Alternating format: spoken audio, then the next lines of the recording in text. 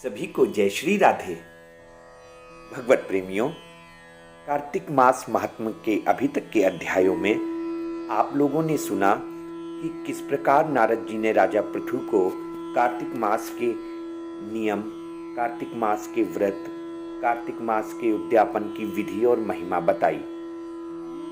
अब आज के अध्याय से हम ये सुनेंगे कि माता तुलसी का प्रादुर्भाव कैसे हुआ। आइए श्रवण करते हैं। बोलिए श्री सद्गुरुदेव भगवान की जय। मातृदेवो भव पितृदेवो भव। बोलिए लाडली लाल की जय। नारद जी से कार्तिक मास की महिमा का सारा वृत्तांत सुनने के पश्चात राजा पृथु ने नारद जी से कहा कि हे मुनि श्रेष्ठ नारद जी, आपने कार्तिक मास के व्रत में जो तुलसी की जड़ में भगवान विष्णु का निवास बताकर उस स्थान की मिट्टी की पूजा करना बताया है, अतः मैं श्री तुलसी जी के महात्म को सुनना चाहता हूं। तुलसी जी कहां और किस प्रकार उत्पन्न हुई, यह बताने की मुझ पर कृपा करें। नारद जी बोले, राजन, अब आप तुलसी जी की महत्ता तथा उनके जन्म का प्राचीन इतिहास ध्यान पूर्वक सुनिए। एक बार देवगुरु बृहस्पति और देवराज इंद्र भगवान शंकर जी का दर्शन करने कैलाश पर्वत की ओर चलने लगे।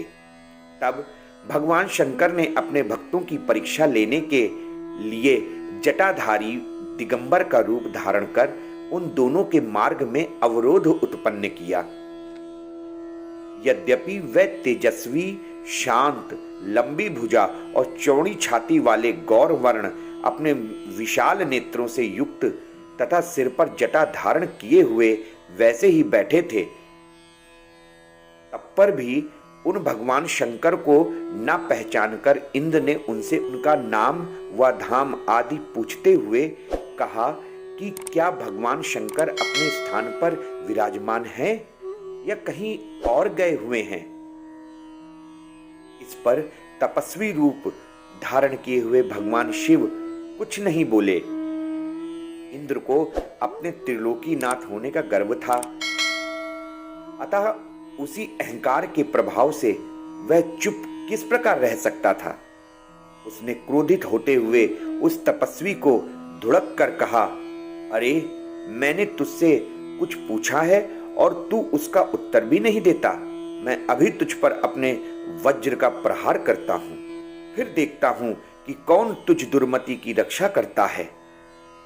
इस प्रकार कहकर जैसे ही इंद्र ने उस जटाधारी दिगंबर को मारने के लिए हाथ में वज्र लिया, वैसे ही भगवान शिव ने वज्र सहित इंद्र का हाथ स्तंभित कर दिया और विकराल नेत्र करके उसे देखने लगे। उस समय ऐसा प्रतीत हो रहा था कि वह दिगंबर प्रज्वलित हो उठा है और वह अपने तेज से जला देगा।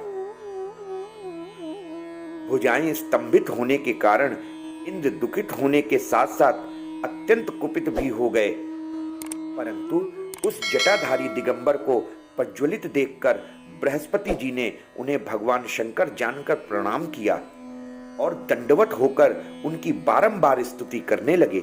गुरु बृहस्पति भगवान शंकर से कहने लगे कि हे दीनानाथ, हे महादेव, आप अपने क्रोध को शांत कर लीजिए और इंद्र के इस अपराध को क्षमा कीजिए। बृहस्पति के यह उचित वचन सुनकर भगवान शंकर ने गंभीर वाणी में कहा, मैं अपने नेत्रों से निकाले हुए क्रोध को किस प्रकार रोकूं।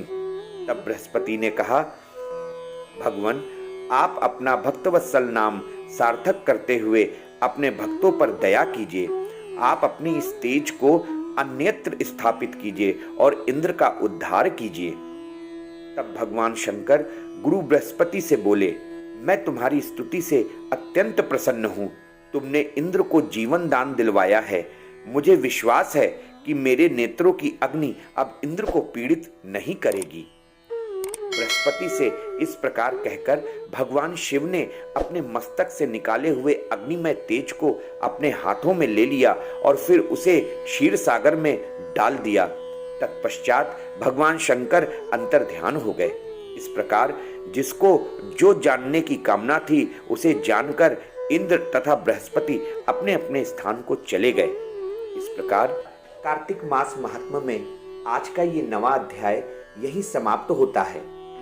भगवत प्रेमियों, कार्तिक मास की महिमा तो अनंत है। कार्तिक मास में भगवान श्री राधा दामोदर जी के चरणों का खूब ज्यादा से ज्यादा ध्यान लगाना चाहिए, खूब नाम जप करना चाहिए, खूब संकीर्तन, खूब भजन करना चाहिए, दामोदर अष्टकम का पाठ करना चाहिए।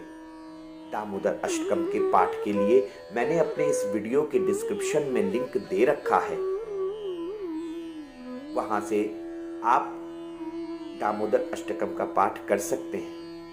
इसी के साथ सभी को जय जय श्री राधे और कार्तिक मास की खूब खूब शुभकामनाएं।